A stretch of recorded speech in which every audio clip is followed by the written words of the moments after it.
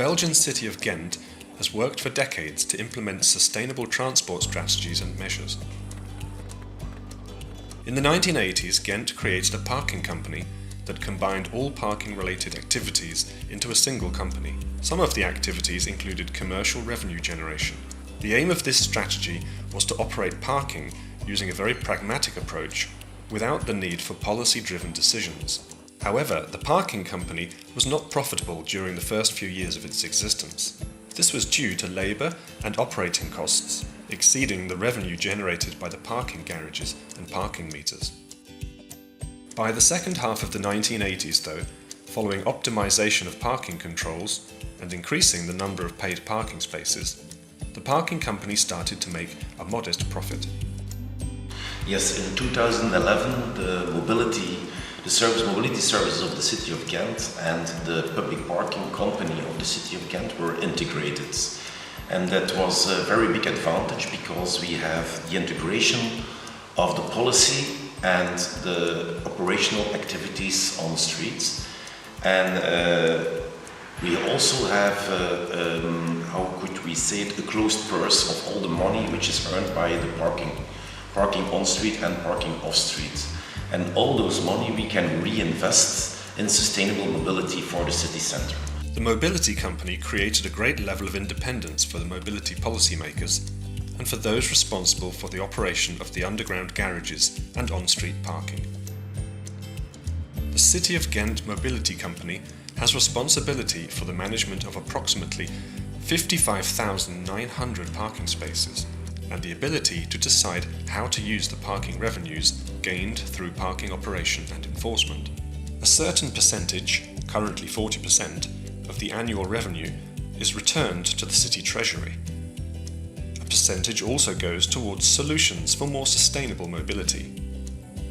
For example, the revenue funds a bicycle parking garage and maintenance station in the city centre.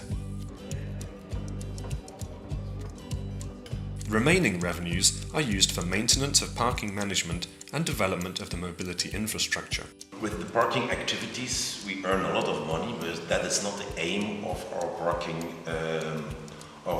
parking activities, because with the fees the people has to pay, we are really steering, we are doing some policy. For example, in the city center parking places 3 years ago, every day they were full.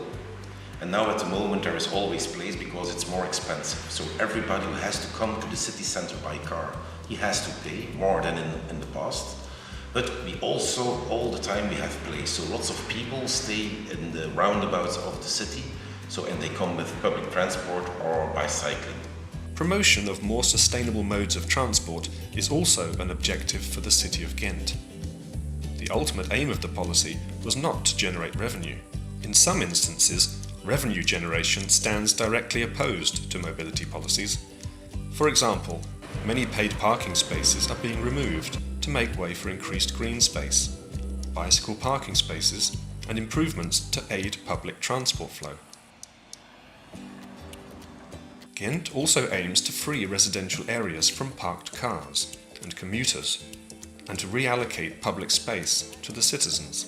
A great example of this is the big pedestrian zone, installed in 1997, which doubled in area as a result of the SUMP. And finally, Ghent also aims to reduce congestion. The Ghent mobility policy focuses on better driving routes for public transport, including bicycles, and avoiding unnecessary through traffic in the inner city. It's a very strong instrument to integrate parking facilities with your policy, because then you have everything in one hand and you can take very quick the gears to fasten sustainable mobility. The Ghent mobility policies transformed the centre of Ghent into a vibrant, livable city catering for people and not for cars.